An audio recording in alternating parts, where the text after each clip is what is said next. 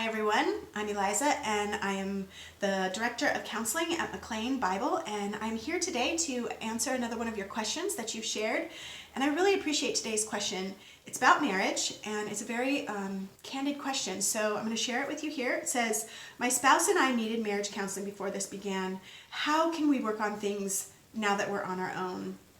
And I really appreciated this question for its honesty, and it sounds like, the marriage was maybe experiencing some tension beforehand, and now they feel pretty much like they're on their own, and maybe that's how you feel as well. So to start, before I even answer the question, I will say that as I address this, I'm going to be talking about normal marital conflict. And I make that point because abuse or oppression in marriage is never acceptable. So what I'm going to be addressing today is not a marriage that there is abuse happening, but just normal marital conflict. So I just wanted to make that clear. First thing I'll say right off the bat is to pray. Seek the Lord. Ask God for help. God designed marriage. He wants it to thrive. He's for your marriage. So really seek Him. Spend extra time praying for your marriage right now and how you can approach some of these difficulties. And then approach needed conversations appropriately. And here's a few things that will guide you in that. Actually have conversations right now. It's important. You're home together, maybe a little bit more. Have conversations, but guided by these principles. The right timing is really important.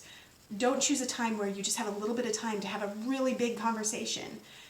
Find the right time when both of you are in a good place to talk about things, and bring it up cautiously and carefully of, hey, I really have been wanting to talk to you about this. How about we just spend a few minutes and talk about it? Timing is really important, but timing is important. Also, tone is important. Your tone is very important. If you come with an accusatory tone or a blaming tone or a tone that shows just a sense of frustration and irritation, that's going to affect how that conversation goes. So timing, tone, and the last one is length. Try not to have too long of a conversation. If it starts to go a direction where you start seeing it kind of going downhill, push pause. You could say, we'll come back and talk about this another time later, but push pause on it. But come back and talk about it. But don't feel like you have to have the full conversation all at once. The fact that you're actually having a conversation is helping you. So those are some things to guide that appropriate conversation, but pursue them. Right now is a great time to begin to say, let's talk about some things that we haven't talked about. Lean into the Lord, as I mentioned before. Do some of your own work right now. That will help your marriage. Getting right vertically helps all of the horizontal relationships that we're in. And then lastly, get help.